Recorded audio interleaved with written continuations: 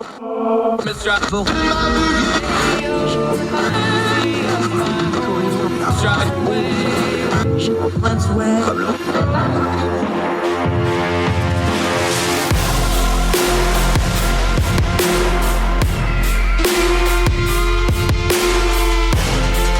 your host, Andrew Donaldson. This is Heard Tell.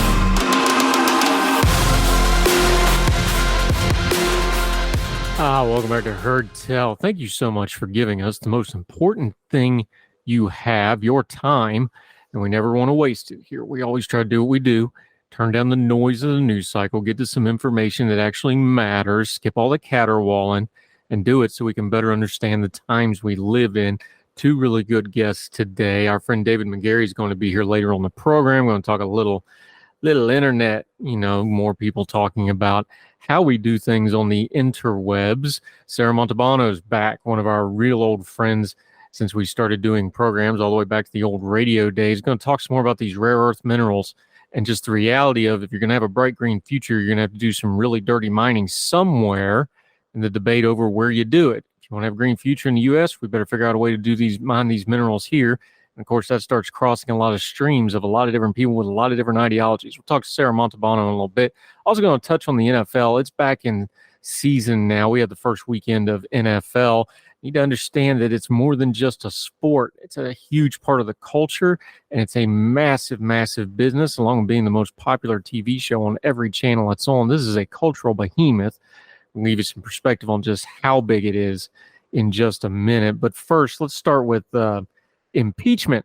Now, we've been talking about this pretty much since the Republicans took control of the House. It was a foregone conclusion that at some point they were going to impeach President Biden. Why do I say that? Well, because it was obvious to anybody paying attention, and because all you had to do was listen to them, especially the raucous caucus, as we call them, the real hardliners, the MAGA folks, the Freedom Caucus people, that wing of the party. When they had the speaker fight, if you go back and remember, Kevin McCarthy had to promise these people lots of things in order for him to secure his position. Part of that was at some point they were going to demand to impeach Biden. In fact, some of them have already filed articles. They've demanded it since the election happened. It was a foregone conclusion that at some point the GOP was going to impeach President Biden. So now Kevin McCarthy has come out and announced that he has directed the committees to start an impeachment inquiry. This is really important and really telling in a couple of ways. He's not going to have a floor vote over impeachment that his members have to deal with. Remember, he's got a very thin majority, but he's also got about 18 members that are in districts that Biden won in 2020. So he's got a lot of vulnerable members here. That vote would be hard for them. Not that they wouldn't do it, but it would be hard. So he's going to do this kind of the slow roll process, send it through the committees. This is also the exact way Nancy Pelosi did the first impeachment, by the way, and that was criticized by people like Kevin McCarthy, who said you shouldn't do it this way because it avoids a vote and you can kind of slow roll it. So here we are in this loop now that we all knew would happen when the Democrats impeached President Trump the first time. Now we're going to do it again here. Impeachment, once again, and I've been consistent on this, whether it was President Clinton, whether it was President Trump, whether it was President Biden. Impeachment is not a judicial process. It is a political process. It is a process that you use to try to remove someone, in this case, the President of the United States. If you're going to do it, you don't pull the trigger on impeachment unless you got the votes to impeach him. The whole trick to cutting through the noise in Congress and getting to what's actually going on is there's a very simple principle that anybody that's ever covered Congress, been in Congress, been around Congress will tell you. If you got the votes, you vote. If you don't got the votes, you dance and do something else. But if you got the votes, you vote.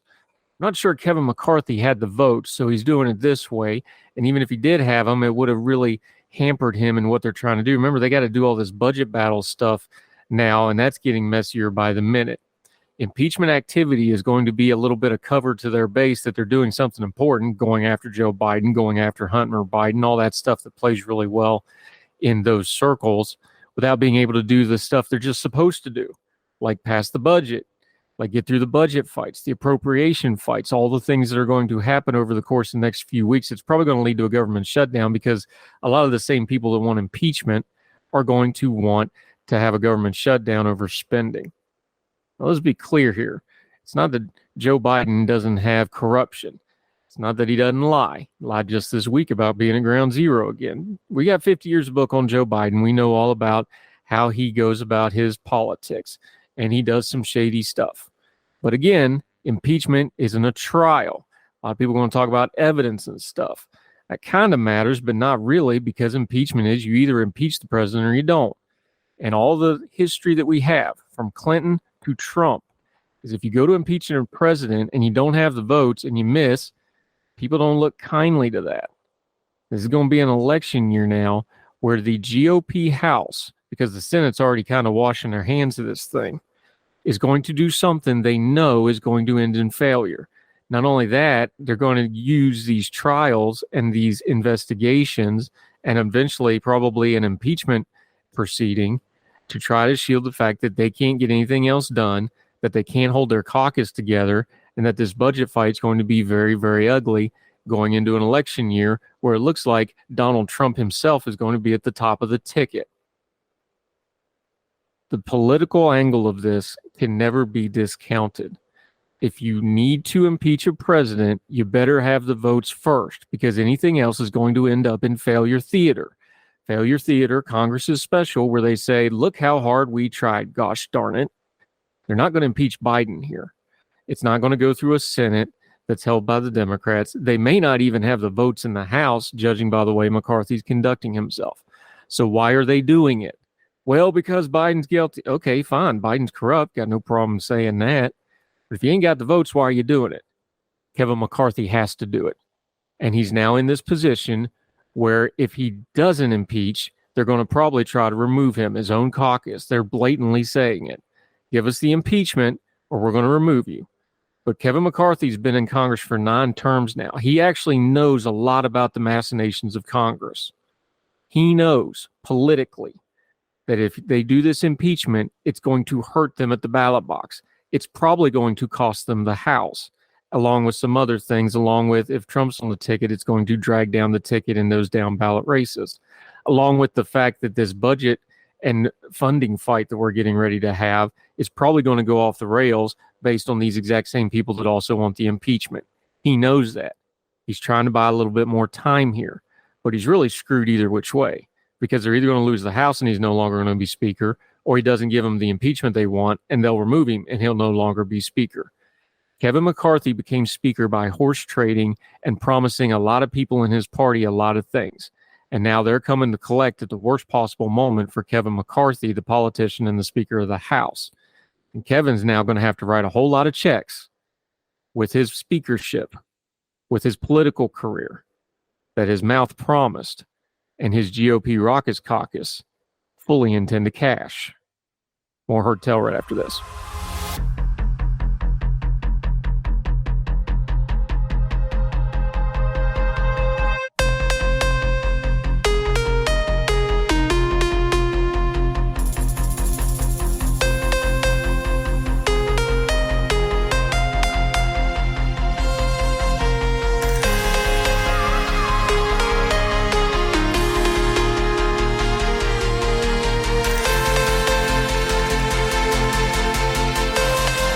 Welcome back to Heard Tell, one of our old favorites, all the way back to the radio days, long before I was ever doing Heard Tell. We had her on a time or two. She's moved up in the world. She went from a policy analysis to a policy manager. Did I get that right? A policy manager at the Alaska Policy Forum. She's also with our friends over at the IWF, which we've been joking about. And she is a regional leader for Young Voices, does lots of great work. Sarah Montalbano, how are you, my friend? I'm doing quite well. How about you? Great to have you back on the program. All right, you were writing about this over at Real Clear. I've been harping on this, and some other folks have too. Look, I come from the transportation world, the background of logistics, supply chains. I'm glad I did that before I did politics, because that's a very A to B for C amount of money and D amount of time kind of a thing. There's just no getting around things like supply chains and logistics. I will listen to your green revolution stuff all day. I'm all for new technologies to protect the environment. I'm not against EVs and stuff. I'm also from West Virginia. I know a little bit about mining. I've seen what mining does, not only to the ground and the earth, but to the people that actually have to do the digging. Okay, that's kind of ingrained into our Appalachian identity, right? People just do not realize how much rare earth mining is going to be required for this green revolution. The Biden administration has come out with some stuff, or more to the point, is ignoring some stuff. China is starting to dominate the supply chain. Africa has a lot of upheaval right now, and a lot of these rare earth minerals are there. I've been harping on it. Look, whatever you think of the U.S., we're going to do it better, cleaner, and better for the environment ourselves if we get in it. We don't seem to have a lack of will of it. I don't seem to be able to get people to even listen to me about it. You've been writing about it as well. What's the state of play on this? Because this is a massive problem that people just are not talking about enough. It's fantastic that you say all this. None of this is new.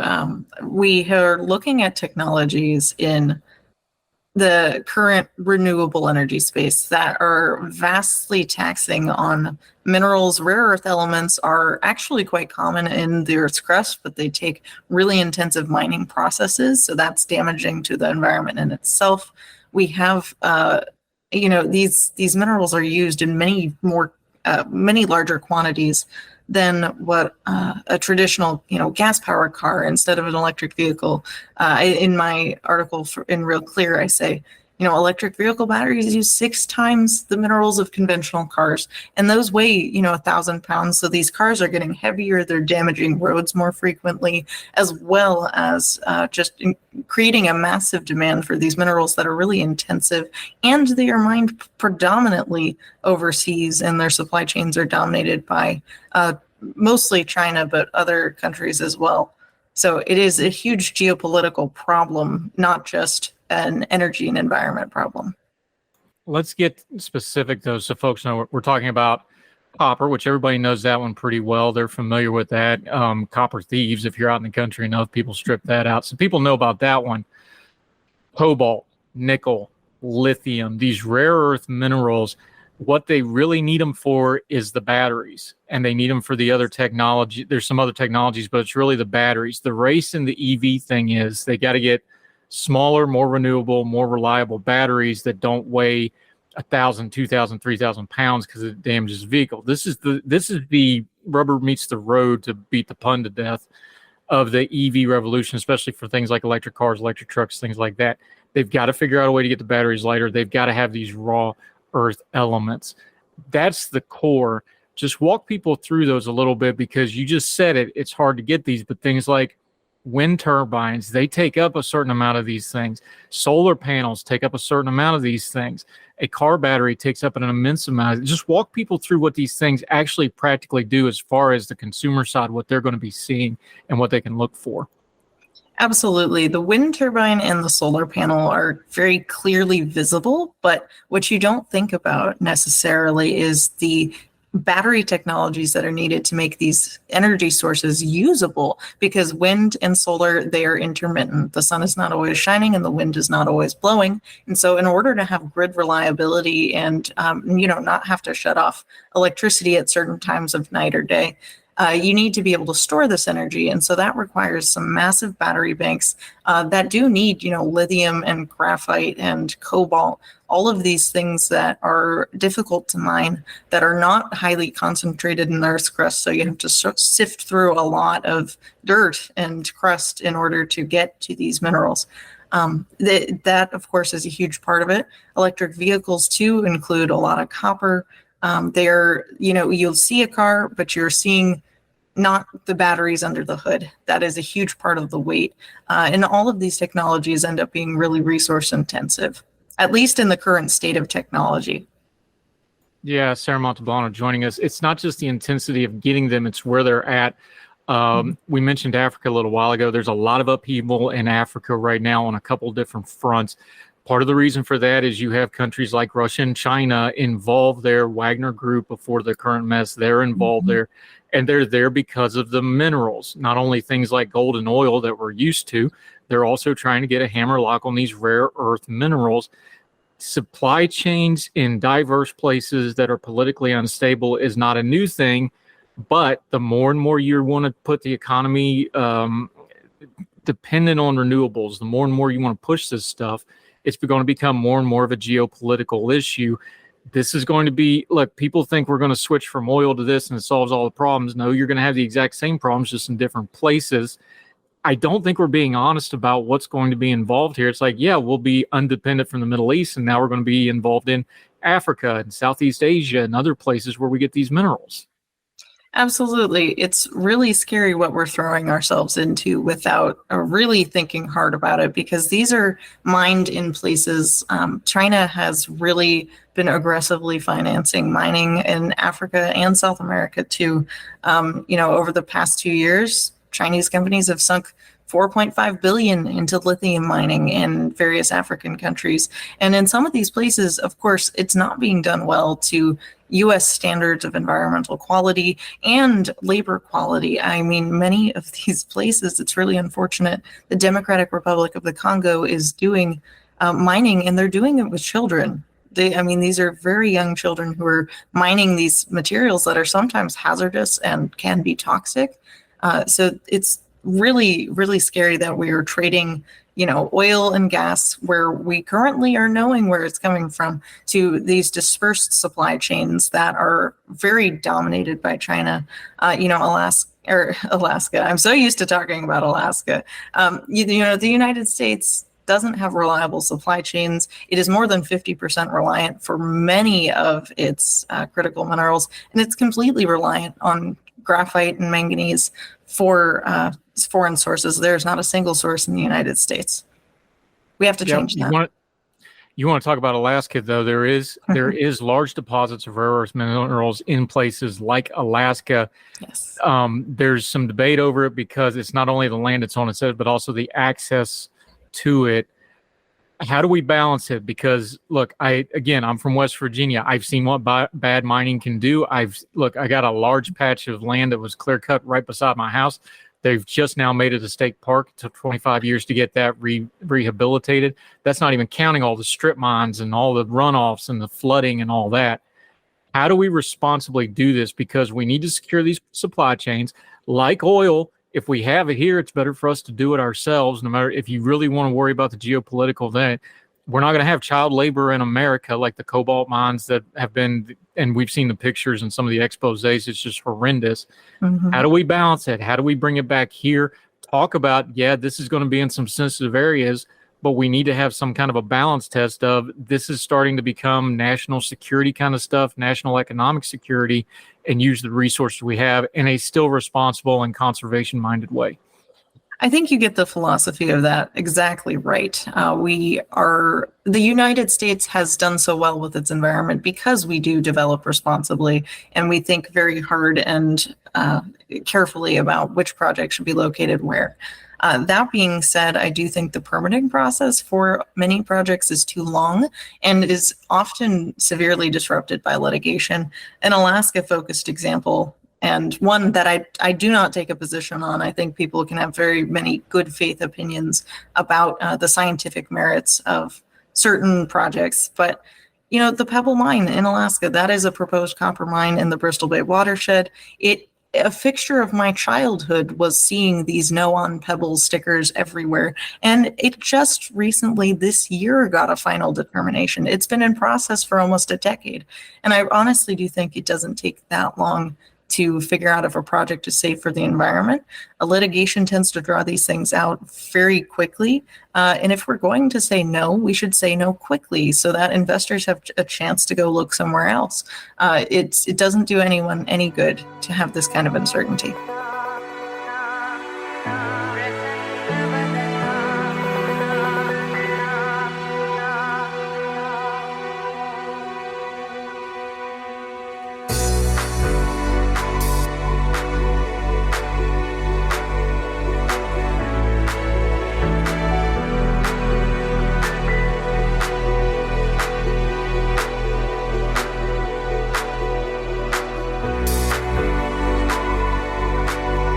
Yeah, Sarah Montalban joining us. To be fair to the Biden administration, they're in a little bit of a tough bind. Let's go back to Alaska again, just because it's a great example. they realize that they need these rare earth minerals so they know that, but they're also know they have environmentalist concerns, and especially our friends on the left and our progressive friends and our environmental friends, they're not all on the left, they're across the spectrum. Mm-hmm. They know that this is going to be a heavy lift for them, especially in sensitive area. Look, one of the major finds of rare earth minerals is not held up because of rare earth minerals. It's because they got to put a road through the forest to get there, right? This kind of stuff. We've had you on before to talk about, land leasing and those sorts of issues up in Alaska. Is there a way to find a compromise here? Because we can't just say that we're not going to do this because the world's going that direction, whether you like it or not. How do we get some, I don't know what the word you want to use here. Consensus is never going to happen. Like you just said, there's some good faith arguments. How do we get a framework to discuss it, though, is like, hey, there's no version of a green future that doesn't involve a whole lot of dirty mining. So we better control the amount of dirty mining so that we can control the amount of the green future. How do we have that conversation? I think that's a really interesting question. Of course, there won't be consensus, and I do think, people come at this from all sorts of angles. What I do think is true, though, is that we have to confront the fact that forcing these things to happen faster than the technology is ready is going to hasten this kind of environmental destruction. The Biden administration, I'm glad you mentioned it, because I got thinking about this, because the Inflation Reduction Act's massive subsidies for so-called green technologies are pumping up demand for these things, but it also requires many of these materials to be sourced in the United States. So it's putting automakers for EVs in a really difficult position, because they're saying, well, I'm having a really hard time sourcing this in the United States. I need to get it overseas, but then I don't qualify for these subsidies. And, it creates a massive mess when you have federal policy that contradicts itself like this. So I think, one of the really major components to this is that we need to be looking overseas for partners who can help us do this in better ways, who aren't employing child labor, who aren't, destroying their native environments, as well as looking in the United States. We're never going to get 100% just based geographically on where all of these minerals are located, but we can work to make this less damaging to people. Yeah, the spastic, you have to source it here, but you're not allowed to source it here, is not going to be sustainable. They're going to have to work on that. Sarah Montalbano joining us. Not to go back to Alaska again, but it's just a perfect example. That's my expertise. You have a huge amount of land. People argue, the argument for the last 20 years has been over Anwar and the North Slope. People don't understand how big Anwar is. That would be in the, upper half of the size states in America if you just took it out by itself. This is a massive area. How do we, because it's almost like talking about the budget or the deficit. The numbers don't mean anything anymore, right? Mm-hmm. The size of the land just goes over people's heads. People that I'm not talking about the bad faith actors. I'm talking about the people that care about good environmental policy, good conservation, and good conservation is always good environmental policy. People that actually care about that, but do want us to use the land responsibly. Where do they go for this conversation? Because it seems like they get drowned out a lot. I think that's where most people land when they're honest about it, though. Is that what you find when you discuss this and when you're out talking about it? I do. I find that everyone in general is sincere about what they say. I don't think anyone wakes up today and says, I want to do what's evil for the environment. I think, we talk about environmental issues because they are big. They're big problems. And so too many people assume that only a big government can solve them. What we need to be thinking about is the way that private individuals can end up creating environmental solutions to smaller problems. You're not going to always save, the planet and, stop climate change, but you might be able to, organize trash pickups on your local beaches or things like that. And so thinking about the ways that we can harness market forces and harness the ingenuity of individuals and technology are really, I think, the way forward. Yep, Sarah Montalbano. I got to give you some praise, though. You finally made the Wall Street Journal here recently. So you've done good work on that. Give people a couple things, because I don't think environmental concerns is going to be real high on the election slate for the next year or so. But I think there's some things underlying that we're going to be hearing, especially, this session of Congress is going to be really consensus. We're probably looking at a government shutdown. Give folks one or two things on these items that you're watching on that we're talking about, the rare earth minerals, the EVs, the green revolution, these things. What's a couple headlines they should be picking out of the news coverage and maybe flagged when to go, oh, wait a minute, we were talking about that. I need to pay attention to that, because I think it's going to get a lot of drive-by coverage without getting into the depths of it, especially in an election year and with a contentious legislative cycle getting ready to start up. That's fascinating that you asked, because a lot of these issues are not well covered in the news, and I think the way that you see them covered says a lot. One of the first one is that the Sackett decision and the SCOTUS has finally been, put into regulations. It's pushed back a lot of these overstretching on what qualifies as a wetland and where the waters of the United States actually are. So I think that's been a good thing, but you'll see it in the news, perhaps on your phone, it'll pop up and it says, the EPA strips federal protections of, millions of acres of wetlands. So just being critical about the news coverage. The second thing is that a lot of these decisions are made by these executive branch agencies, and they're not being discussed in the legislature. They're too busy, putting things into big omnibuses for us to pay attention. But one of the things that followed recently is the National Environmental Protection Act, which controls how agencies have to evaluate various projects that might have an impact on the environment. There have been some substantial revisions made to that recently to include, kind of very explicit mention of climate change as well as environmental justice. So we're looking at that for proposed comments. Those are still open. But, a lot of this work is messy and it's not as fun as being, on the left and saving the planet and, just feeling righteous about it. But there are concrete ways we can make our environment better and, monitor the situation well. Yeah, none of which involves sitting in the road. Don't do that.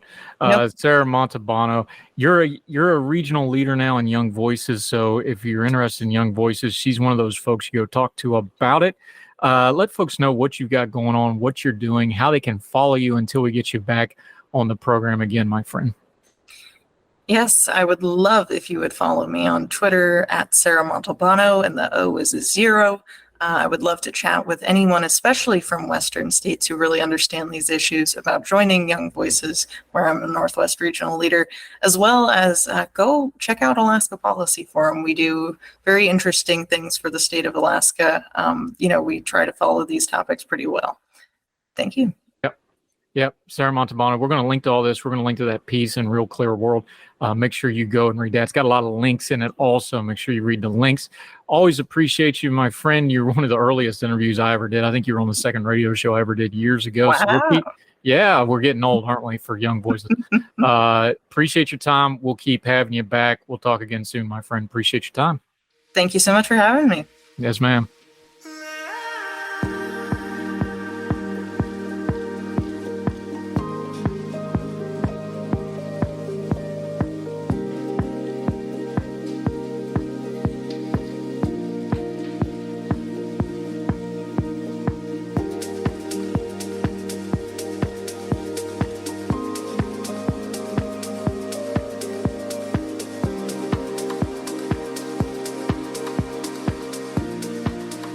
Welcome back to Heard Tell. I just want to talk about the NFL for a minute because the NFL season has really started now. And I've talked about it on this program before. We've had people on to talk about it. The NFL is bigger than a sport. It is the biggest sport by revenue, money collected on the planet. Now, things like soccer, football overseas has more fans and is more global. The World Cup's the biggest single sporting event on the planet. But the NFL is a monster. It's bigger than sports. It's a cultural phenomenon. It is the most popular television show on every channel that carries an NFL game. And now the streaming companies are fighting over it. Amazon has Thursday Night Football now. The Prime Ticket package, the Sunday Ticket, that's now on YouTube. It's going to continue to expand and evolve because the NFL has been very revolutionary in keeping up with the times, but they understand first and foremost they are a TV show and a TV product. The revenue they garner is ridiculous, as big as, and I love soccer. I watch English Premier League almost every weekend. I watch a lot of Bundesliga. I lived in Germany, so I have an affinity for Frankfurt. because that's the first big-time soccer game I went to over there. In fact, the NFL is playing a game in what was formerly known as the Commerce Bank Arena in Frankfurt this year. I'm actually looking forward to seeing that. That is an insane atmosphere. But think about the revenue the NFL collects. The NFL has bigger revenue than the NBA and the NHL combined. It has more revenue than the top 5 European soccer leagues combined. It's not close. The NFL is a behemoth. And the thing that has really supercharged it, social media, fantasy football, and now legalized gambling, it's going to be more and more ingrained into society. The demographics have changed too now, by the way, as loud as the meatheads on social media can be. The NFL is right about 50-50 men and women fans now. The NFL is growing. It's not going anywhere. And with things like gambling integrating into it, now people watch games that aren't competitive, aren't particularly interested because of the gambling lines. And you can't beat the drama. The absolutely horrible to watch thing, Monday Night Football, the biggest storyline in the NFL this year. Aaron Rodgers moving to the Jets, plays 4 plays and gets hurt. You can't make up drama like that. I'm looking forward to the season. I've been more into sports this year than I have in a long time. I'm enjoying the escapism, but here's what I've done. I've pretty much stopped watching pregame shows, halftime shows, talking head shows, debate shows. I've cut out almost all the fans and almost all the sports talk, and I come to find I can actually enjoy the games again. I don't play fantasy and I don't gamble. You do that, that's fine. That's you. Be responsible. But I don't do any of that. I watch the games for escapism. I enjoy them, and then I go about my business. That's how I do it.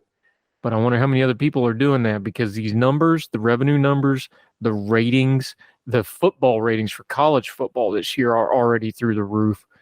People just got to understand the NFL and American football, it's bigger than just a sport now. It is a phenomenon. It is a part of our culture. And that's why we cover it from time to time here on Heard Tell. Enjoy the football season. I know I am. First weekend of NFL was great. College is already pretty good. We'll see how my beloved Mountaineers do against Pitt this week. More Heard Tell right after this.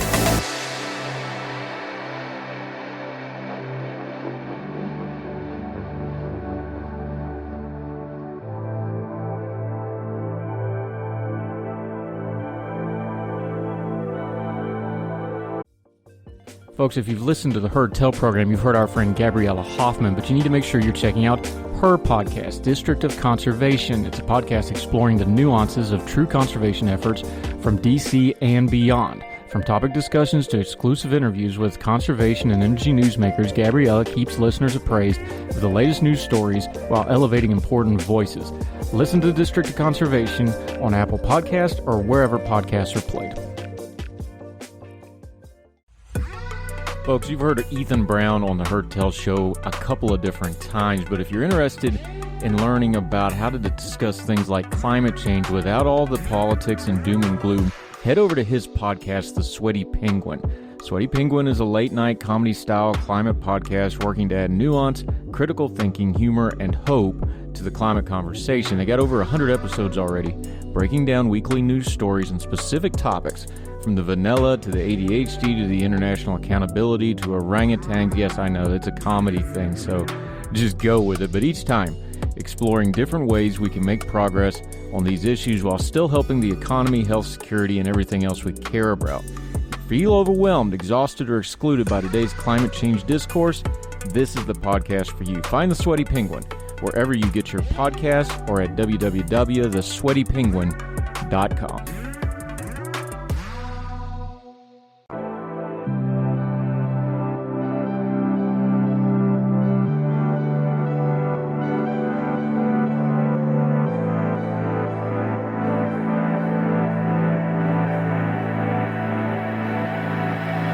Welcome back to Heard Tell. Okay, good friend. Glad to have him back on the program. He hails from the People's Republic of California, but he's out on the East Coast these days in our lovely nation's capital area. David McGarry, great to have you back, my friend. Thanks so much for having me on. I'm excited.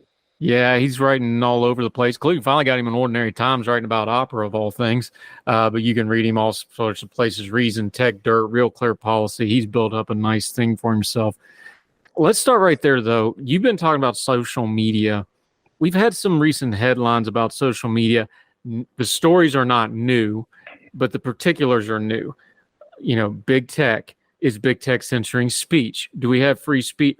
Man, we've been hashing this out for years now. Why can't we still talk about it in a productive manner? So the dysfunctions that we're seeing in our conversations about social media, I think, are an outgrowth of the dysfunctions that we see in the larger conversations about our culture and politics.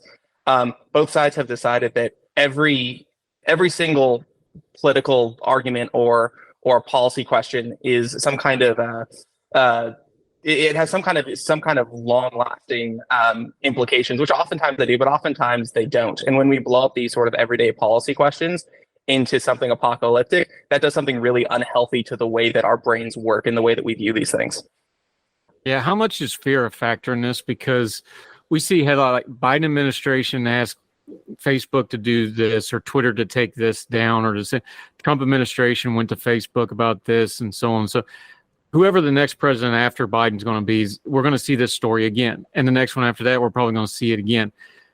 People's political fears get in there. People's ideology fears get in there. And even though everybody's on social media now, or just about everybody, most people still don't really define what it is. Like, we can't define what the First Amendment is as it applies to social media. Just talking about the general population, not the policy nerds.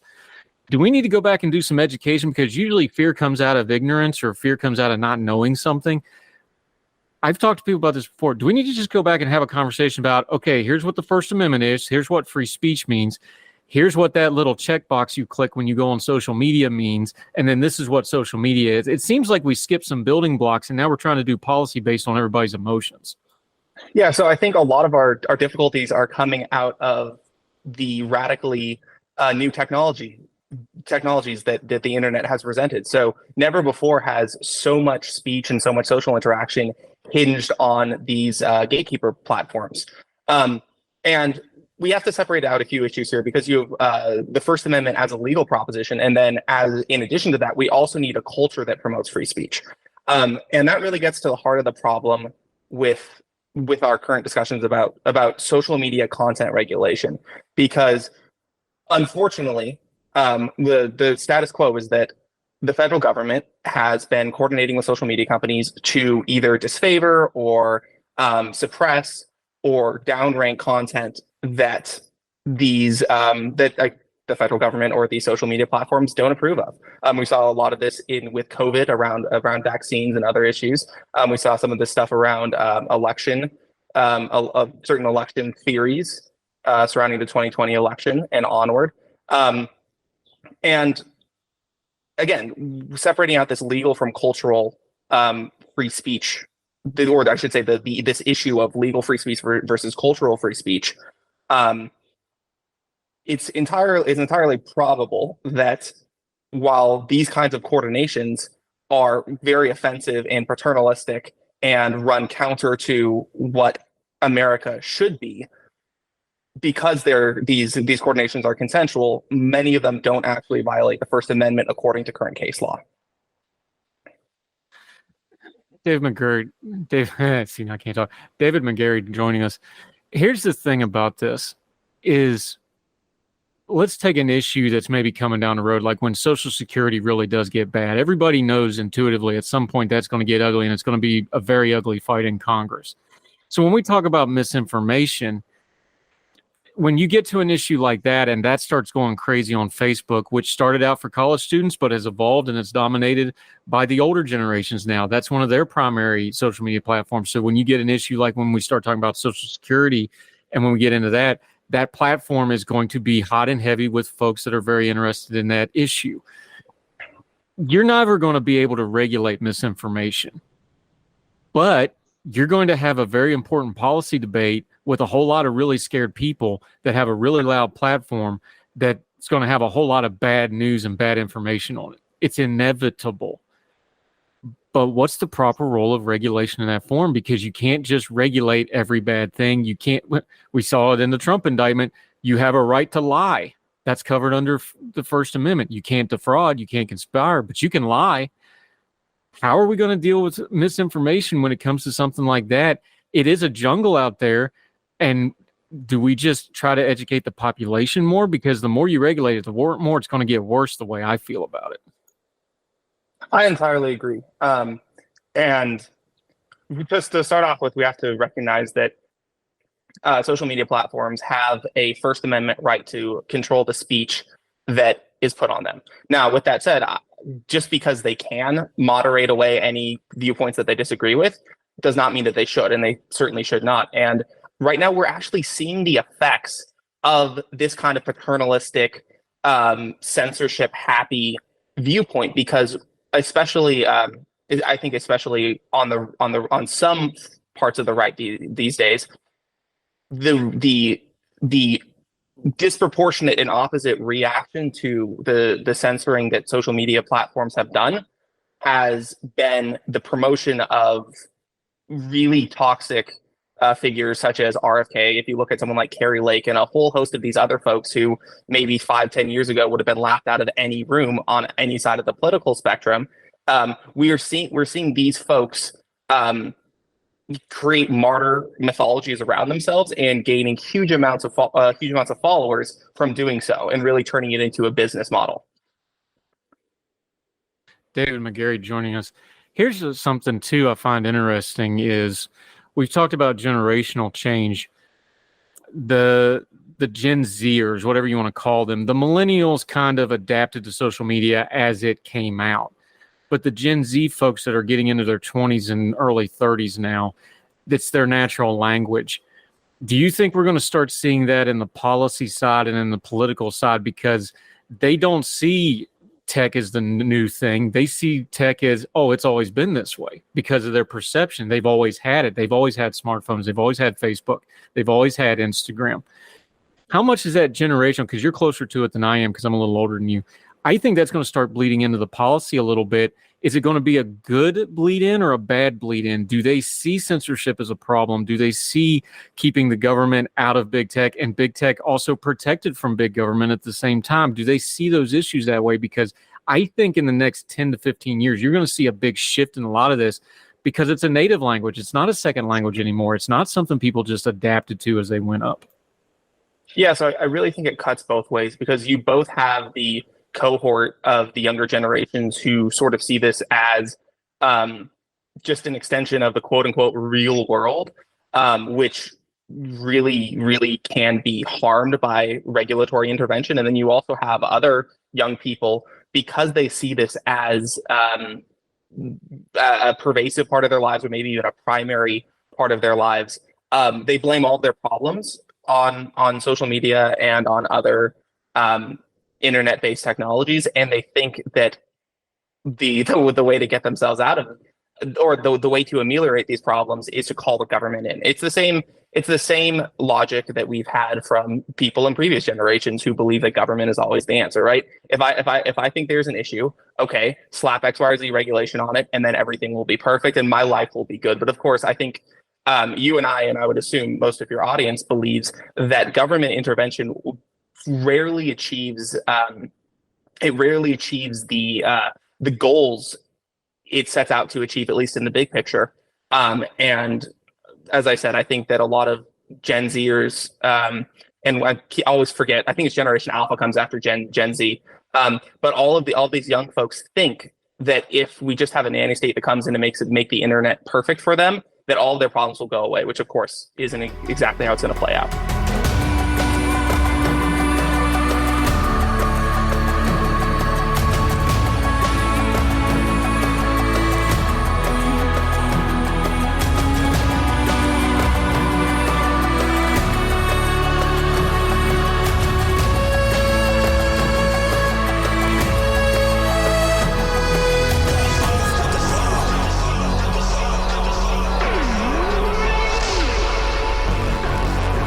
Yeah, David McGarry. I think where you're going to see what you're talking about come out is in this election stuff. Of course, we're in an election cycle right now.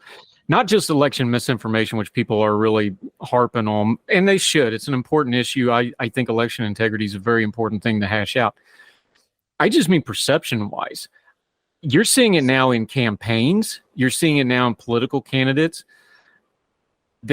folks think their little corner of the online world, and the fact that you can a la carte your information intake, you can get all your news exactly how you want it to be now. You have that power in the palm of your hand with your phone. I think you're seeing this in campaigns that are missing the mark on what they're aiming for their own audiences. I think you're going to see this in elections when you have a national election and people are like, well, how in the world did that guy win? Nobody I follow on Facebook voted for him. It's going to be the old spin on the old verbiage, right? I think you're going to see this in an election where people are just really shocked that maybe their corners of the world aren't as big as they thought it was. And instead of using their social media to expand their world, they kind of silo down into their little groups. And they're going to be shocked at how some of these elections come out. I think that's where some of this rancor and some of the pushback and some of that fear we were talking about, I think that's where it comes from.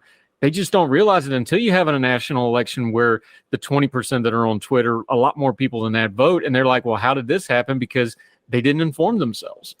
Yeah, that's a really, really good point. The internet is a very big place. And so the bubbles that we create for ourselves, or as you put it, the corners that we stake out for ourselves, they may be sort of, in terms of absolute number of people, much larger than whatever subcultures were formed pre-internet. But again, the internet is so big that these little spaces that we inhabit are pretty small comparatively, or compared to the whole. So it's very easy to think, me and a million of my closest friends all agree on X, Y, or Z issue, and then forget that that's actually still just a tiny, tiny sliver of what's actually going on in the world. Yeah, David McGarry. I want to switch gears for a second. I want to talk about something you wrote over on your Substack. The Fourth Amendment. Of course, everybody knows search and seizure, probable cause, all those sorts of good things that are very important in law. However, this has turned into something it's kind of like industrial law and regulation in some ways. Folks are still trying to apply the Fourth Amendment as written before to the new technologies and the new new intellectual property kind of stuff and your online rights, and even down to things like digital identity. Is that your real identity? The Fourth Amendment is really taking a beating in the discourse. You know, it's almost like the First Amendment we talked about. A lot of people just don't really understand what it really was to start with. And now it's gotten even more complicated and folks are just lost. Reset for folks the Fourth Amendment, especially as you're looking at Congress is trying to use it for certain things. We're talking about the Bill of Rights. Just kind of reset it in its proper place for folks. Yeah, so this is very analogous to our conversations about how does the First Amendment apply in a world of gatekeeper social media platforms. So our electronic devices, from our phones to, if any of us have smart toasters or smart thermostats, our laptops, or the applications we use, the accounts we create online, all of these things generate massive amounts of personal data, often location data, which is then packaged and sold off by data brokers. Now, a lot of companies will buy this for advertising purposes, but also the federal government will buy this data for its own purposes. So, for example, during COVID, you had the CDC, which bought a huge amount of this private market data, it's called, to monitor compliance with COVID restrictions. We've also had law enforcement and immigration folks buy this sort of data. And while this data is supposedly anonymous, it's very easy to track down who owns or who generated it. So, for example, the New York Times did a really wonderful report where they bought some of this data, and by tracking a cell phone that they traced down to a Secret Service member of President Trump's entourage, they were able to track the president's movements very, very closely. And again, this all has to do with, okay, you have this phone, right? You don't know whose phone it is, so you take the phone identity. And you see where it spends all of its nights. Okay, so then you take that address where this phone is spending every night, and you check publicly available data about ownership. Okay, now you have a name. Now you know whose phone this is, or maybe you can narrow that down further if multiple people live at the location. So this is all some background to actually get to your question, which is, how does the Fourth Amendment apply to this, right? In a world where we are all contractually and voluntarily giving up very personal information that can help law enforcement infer very, very personal information, or I should say very, very intimate details of our lives, where does the right to be secure from search and seizures fall in that? And the case that I make in my Substack post, which you referenced, which was building off of an op-ed that I published in The Hill recently, is that the Fourth Amendment is just a partial means by which to protect a larger general right to privacy, and that now that we've entered a new technological age, we need Congress to supplement the existing constitutional protections of our basic rights with further legislation that further bolsters these protections and actually can keep us safe in a new world with new technologies. Yeah, David McGarry. I cannot say your name today. What is wrong? David McGarry joining us. Here's the thing. You mentioned it in your piece. Obviously the framers of the Constitution could not foresee an iPhone and the digital age we live in. But people are saying, well, they don't have any business looking at this at all. No, they do. And you brought it up in this way that we do have a government function here, because this staggered me. I'd never seen it laid out. The sheer amount of digital data that the economy is not only creating, but exponentially grow. I don't know what these numbers mean. This is like a 13-digit number, man. You're talking about 33 trillion gigabytes. That jumped to 2.5 quadrillion bytes. Is that even a thing? 463 extra bytes every day. You put in here that a gigabyte is the size of the Earth and extra bytes the size of the sun. You can fit another 1.3 million Earths in the sun. This is not information that I can even process, but this is what this digital economy is doing right now. We're off the map on what is going on in the economy when it comes to data. Obviously, government's going to have to reform and reshape somehow how it not only oversees, but regulates and looks at this stuff. Where do you even start when you're putting down numbers that you have to explain the nomenclature just to explain how big the number is? Yeah, so a lot of folks are talking about comprehensive data privacy bills, which at least last Congress got pretty far before sort of sputtering out. And that kind of thing presents a whole host of problems of balancing regulatory costs with protecting people's privacy. So that's one important avenue. But also, I'll say, sort of just from a larger perspective, we are in the very beginnings of what I sort of think of as a digital industrial revolution. And if you go back and you look at the 19th century, especially, there were a whole host of social upheavals and problems that were generated by new technology. It radically reformed society. Obviously, in many ways, it gave rise to the strains of thought that include Marxism. And I really think I shouldn't say but one of the primary things that we have to push for, both from a political but also from a cultural perspective, is ensuring that this new digital industrial revolution doesn't lead to the rise of ideologies that are as toxic and as destructive as those that came out of the Industrial Revolution.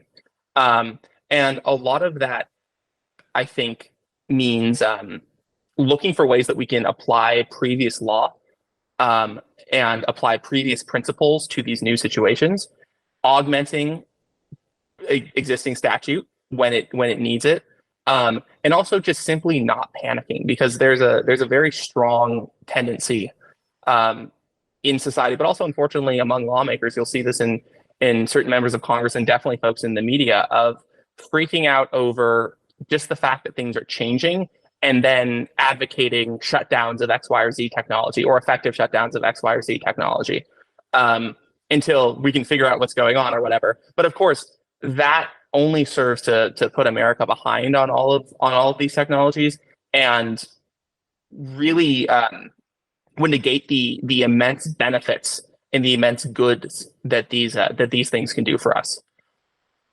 Yeah, to torture the metaphor a little bit here, this is water world and the water's data.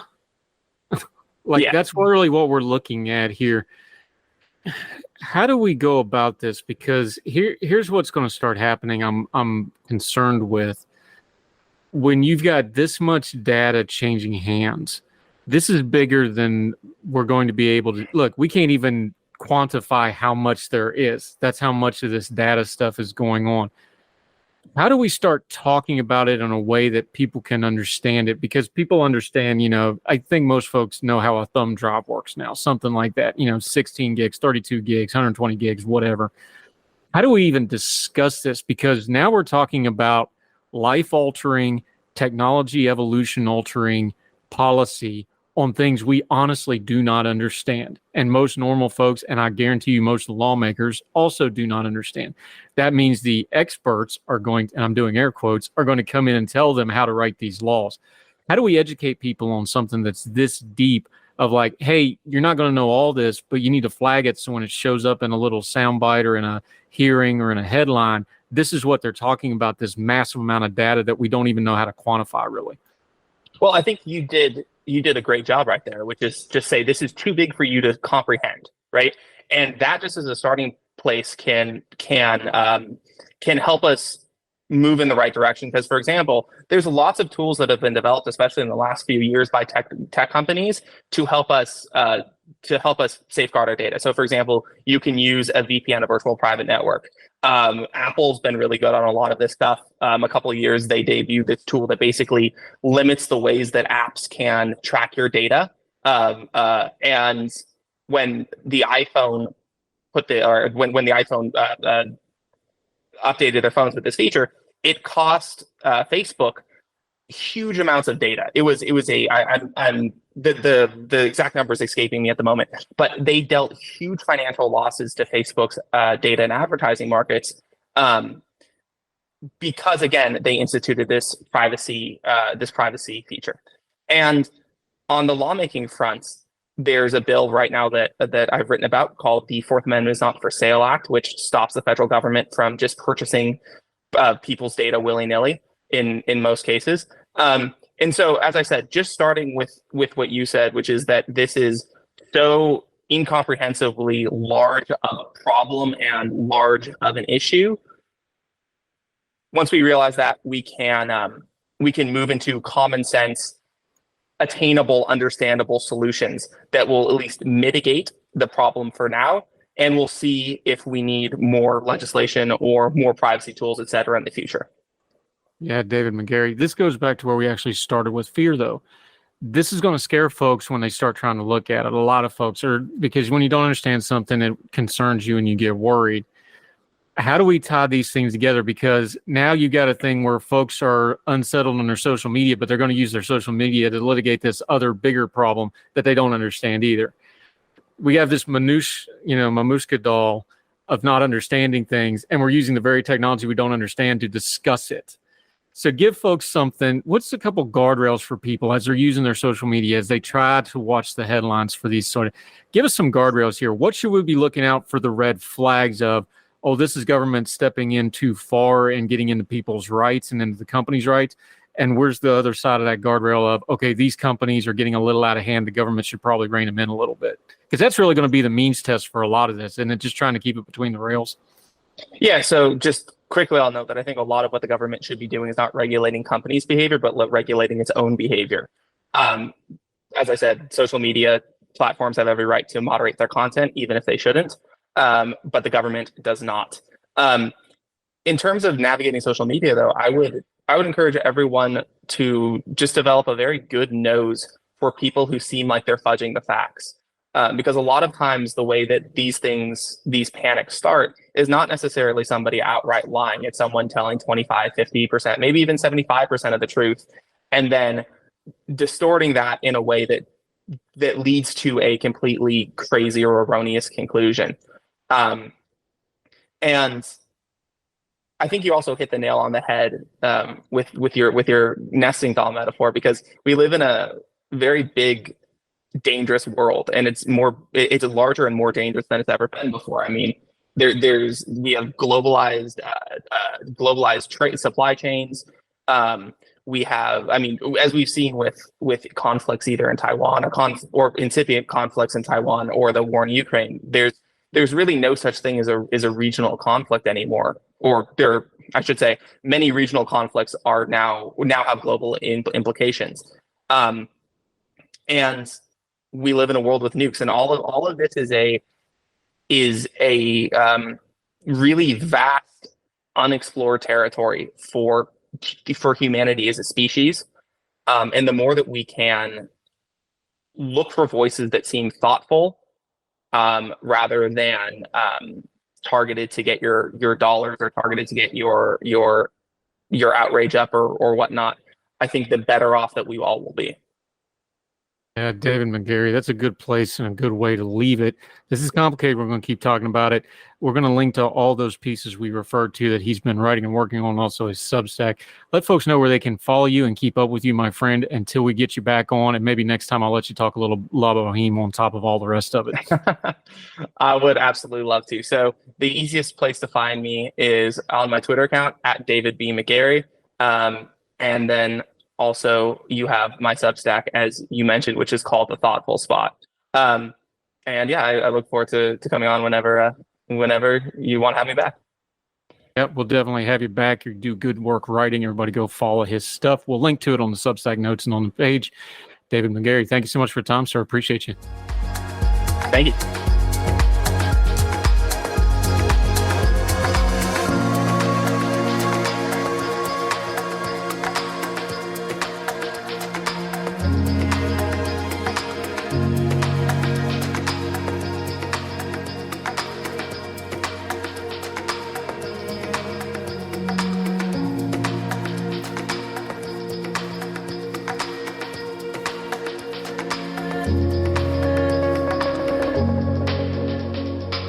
And that'll do it for this edition of Heard Tell.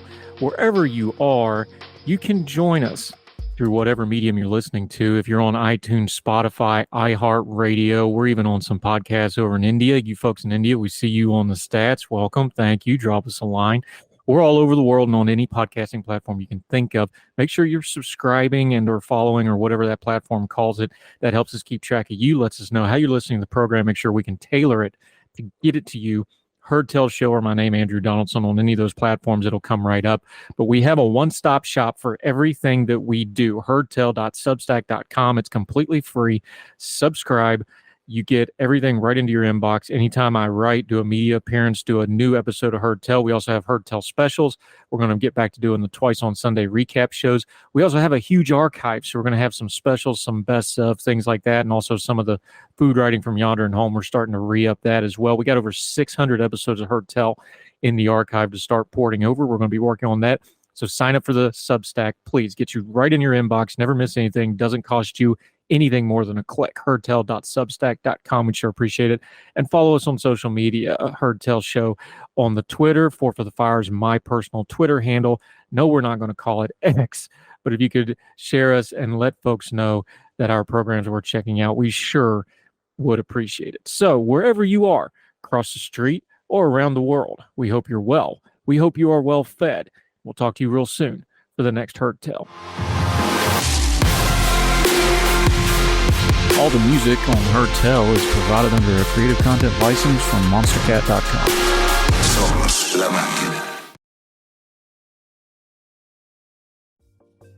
Folks, if you've listened to the Heard Tell program, you've heard our friend Gabriella Hoffman, but you need to make sure you're checking out her podcast, District of Conservation. It's a podcast exploring the nuances of true conservation efforts from DC and beyond. From topic discussions to exclusive interviews with conservation and energy newsmakers, Gabriella keeps listeners appraised of the latest news stories while elevating important voices.